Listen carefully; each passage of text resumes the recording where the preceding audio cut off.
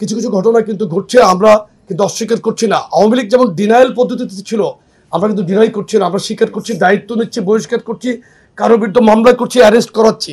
আমাদের পরিকল্পনার এখনো ফাইনাল পরিকল্পনাটা এখনই আমরা বলছি না। বান্ডেল থাকলে প্রতি সেনমানিতে টাকা বাঁচবে। বিকাশ সেনমানি বান্ডেল কিনে জিতুন প্রতি লেনদেনে। এটা আমরা ইনক্লুসিভ রাখার চেষ্টা করছি।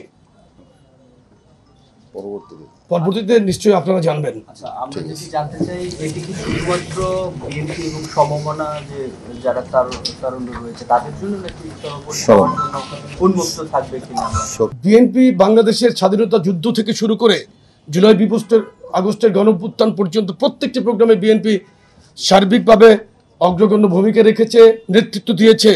স্বাধীনতা যুদ্ধে যেমন নেতৃত্ব দিয়েছেন শহীদ রাষ্ট্রপতি জিয়াউর রহমান, জুলাই আগস্টের বিপ্লবে নেতৃত্ব দিয়েছেন সাড়ে 17 বছর 7 মাস কিন্তু বাংলাদেশের শাসন ব্যবস্থা ছিল নির্যাতনের শাসন ব্যবস্থা। মঈনুদ্দিন ফখরুদ্দিনের 2 বছরকে ধরে আওয়ামী লীগের 15 বছর 7 মাসকে যদি আপনারা সম্পৃক্ত করেন, যোগ দেন, এই 17 বছর 7 মাস কিন্তু আমরা ব্যাপকভাবে নির্যাতিত, নিষ্পেষিত ছিলাম। বাংলাদেশের মানুষের কোনো অধিকার ছিল না, রাজনৈতিক অধিকার ছিল না, ভোটের অধিকার ছিল না, বাক স্বাধীনতা ছিল না।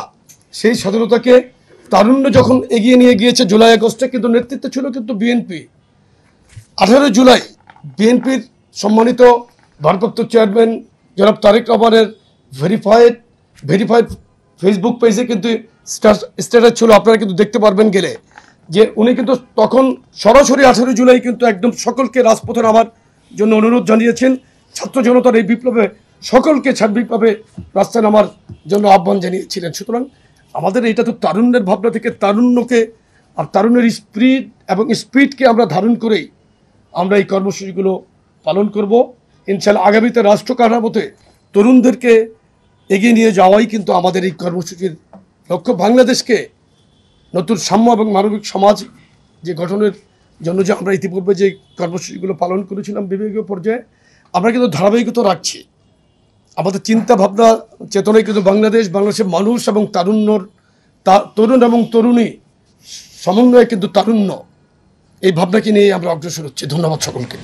আপনারা আসলে তরুণদের মাঝে আশার আলো জাগাতে যাচ্ছেন বলছেন, গণ অভ্যুত্থানের পরে যে আশা নিরাশা, মানে কতটুকু তরুণ সমাজের প্রত্যাশা পূরণ হয়েছে বা সামনের দিকে আপনি পরিচয়টা দিয়ে একটু বললে ভালো। বিটিভিতে কাজ করি, আমি ইকবাল ফরহাদ। দেখেন, বাংলাদেশের বর্তমান যে পরিস্থিতি, এই পরিস্থিতি কীরকম আপনারা সকলেই কিন্তু অনুধাবন করতে পারছেন।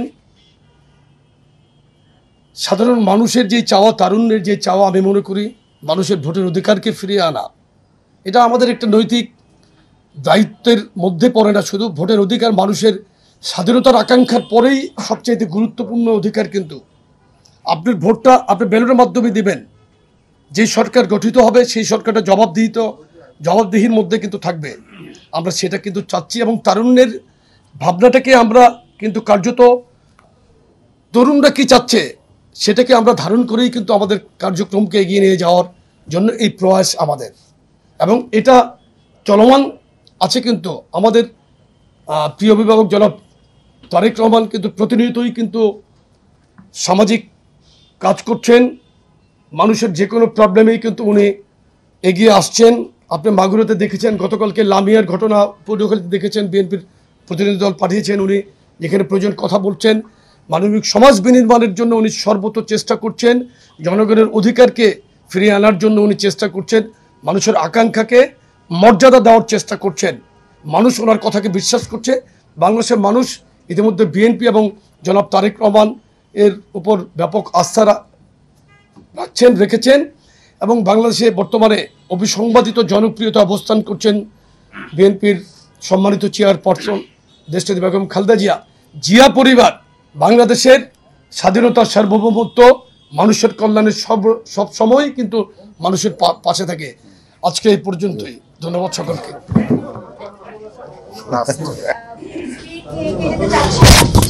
কিন্তু দেখা যাচ্ছে যে বর্তমানে ছাত্র দল, যুব দল তাদের নাম হারিয়ে বেশ কিছু জায়গায় কিছু ছাত্র মুখোশধারীরা তাদের নাম হারিয়ে ছুটিতে, তাদেরকে কি সঠিক পথে আনার কোনো পরিকল্পনা আছে?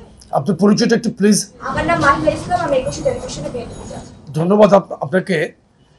দৃষ্টি রাখছি, আমরা আমাদের এই 3 অঙ্গ সংগঠনের সভাপতি এবং সাধারণ সম্পাদক প্রতিনিয়তই কোনো জায়গায় কোনো ঘটনা ঘটলেই কিন্তু আমরা টেলিফোনে যোগাযোগ করছি, কোনো জায়গায় আমরা ফিজিক্যালি আমাদের তদন্ত টিম পাঠাচ্ছি।